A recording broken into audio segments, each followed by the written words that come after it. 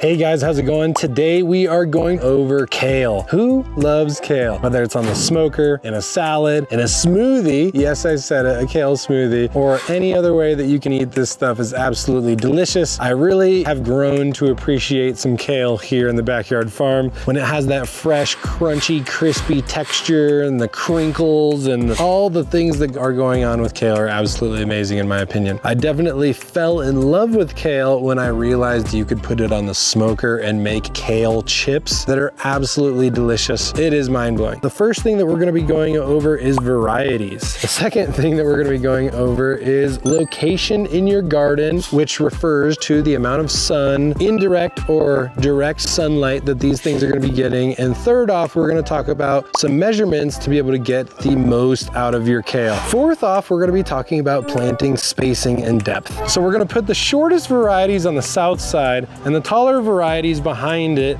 on the north side. Let's dive into the dirt with our kale plants and have some fun. So the first variety we're going to be going over is the prism kale. This is your standard crunchy, curly style of kale that we see every year at the big box stores. I absolutely love this prism kale. It's one of my favorites, especially on the smoker. We're getting really good expression on the red Russian kale. So this red Russian kale is super colorful, really delicious to eat, better in salads versus the prism kale is definitely better on the smoker. So they all have their area that they directly affect your diet. The other ones that we've got here are the red boar, and the red boar is absolutely beautiful as well. I love this. It's one of your more purple varieties. We've got our dinosaur kale, which the reason they call it that is because it looks like gigantic dinosaur scales and patches of skin, and the leaves get absolutely huge as well. Love this variety. This is a good variety for both smoker, the grill,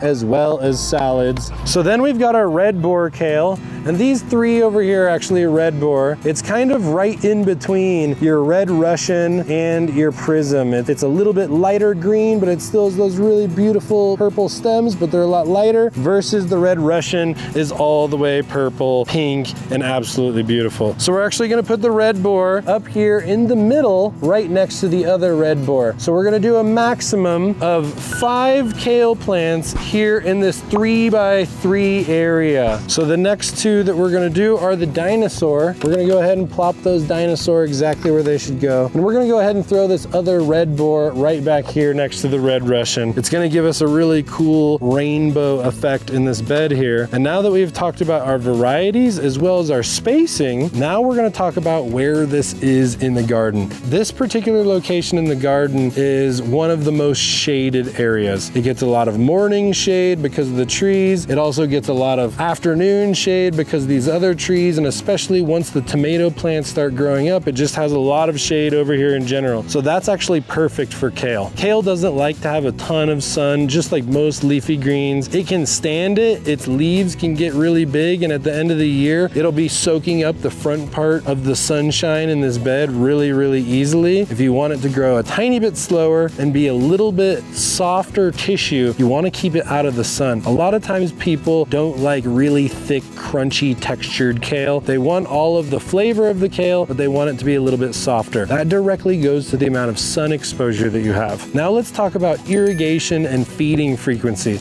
These are on the same irrigation cycle as everything else here in the garden, which is 1 time per day in the beginning of the summer, and we get all the way up to 3 or 4 times a day in the hottest part of the summer, and then we taper it back down to 1 time per day feeding in the fall when the temperatures start to cool down. This is a nitrogen loving plant. It really doesn't use phosphorus as much as a lot of the fruiting plants like a tomato or a pepper, but it is still an essential element to create more shoot, have tighter internodal spacing, create a bushier plant, but also to have that additional health factor. This is our first planting of kale this year. In previous years, we've let the kale go all the way up until September, which is 2 or 3 times longer than the lifespan of a traditional kale, or the amount of time that most farmers keep it around. So these are the varieties that I've tried all the other years. I really love them. They're tried and true, that are going to be establishing while we're germinating all of our unique and rare types of kale in the seedling room. We're going to come out probably beginning of August. The ideal lifeline for a kale plant is 30 to 45 days, sometimes up to 60. Let's go ahead and get down down in the dirt and talk about a couple pro tips that we can do during planting to ensure that these things bond to the soil as well as possible. So now that we've got all of our plants placed around the bed in their containers, we've got our spacing down, let's get some holes popped. A lot of times people ask, how big should the hole be, or where should your spacing be with these plants? First off, check out the species individually or the variety, check its plant spacing, and then tighten it up a little bit. I always like to go with high density planting, especially in the backyard farming system. There's nothing wrong with it, that's for sure. Let's go ahead and get down in here.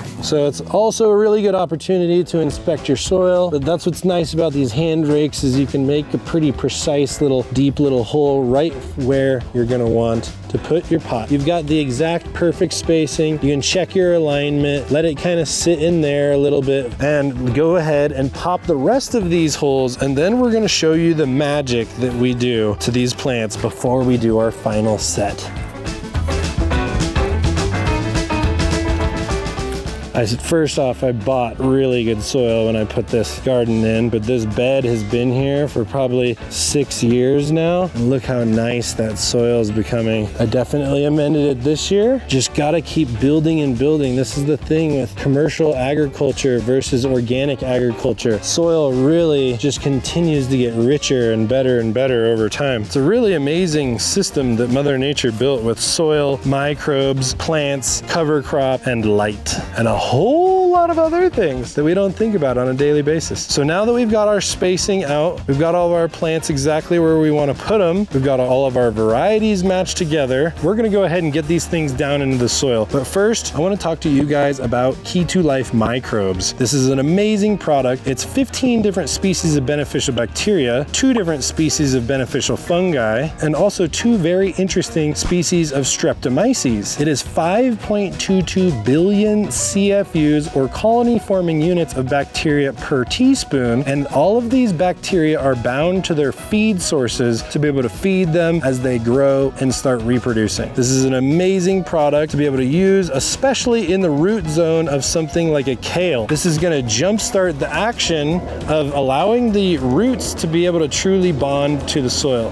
So the first thing that we did is obviously we wet down our containers. We gave all of our containers a good soaking. Now we're going to come in and we're going to introduce our microbe powder. That's it. It's nothing crazy, just a little baby sprinkle. Check out those roots. Those are some nice roots, but it is a little bit root bound. We're going to go ahead and we're going to break those up from the bottom upwards. The reason that we do that is if we don't, it can actually cause something, probably not on a kale, but on a lot of other plants in your garden, called girdling, where it actually basically chokes itself out. Those roots keep growing in a circle. They don't expand outward into the soil. They have a whole bunch of problems choking off the rest of the plant at that point in time. So we're actually going to spread them out, crack them open, spread them out, lay it in there, pull that label out, bring that soil, give her a nice planting, and go ahead and give it a nice compaction right around the base. Let's go ahead and show you how to speed the process up just a little bit. It's good to show you why we do it, then it's also really good to show you how we do it without taking forever. If you do all these little steps and you do it individually, you're gonna slow yourself way down. You're gonna be like, wow, I ate the whole day in the garden, which is a good time, but it's always cool to be able to get more stuff done while you're out here. So now we're gonna pull all the plants out. We're gonna sprinkle all of the roots all at once.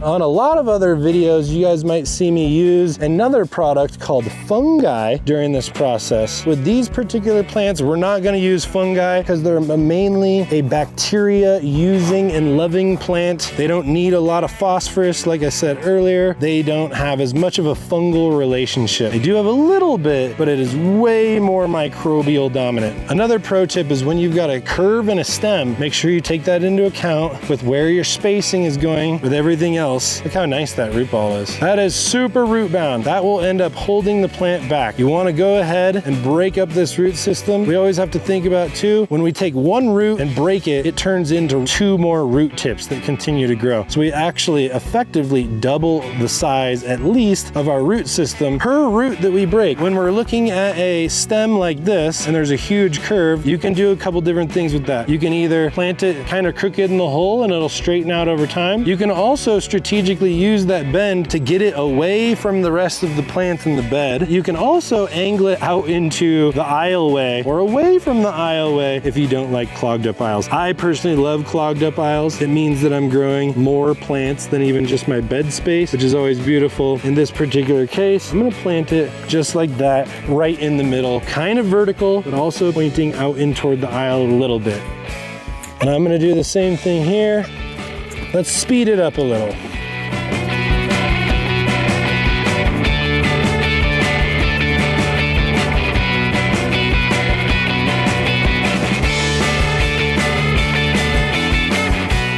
So the last thing that we're gonna do before we let you go today is water these babies in. The most important step of any planting is after you get everything set up, after everything's planted, you're gonna wanna go ahead and give them a nice water in, especially at the beginning of the day, and monitor them throughout that first day or two of their outdoor life adventure. Thanks for following us. Let's turn on that irrigation.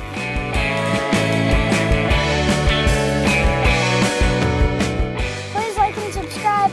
Thanks for the daily family.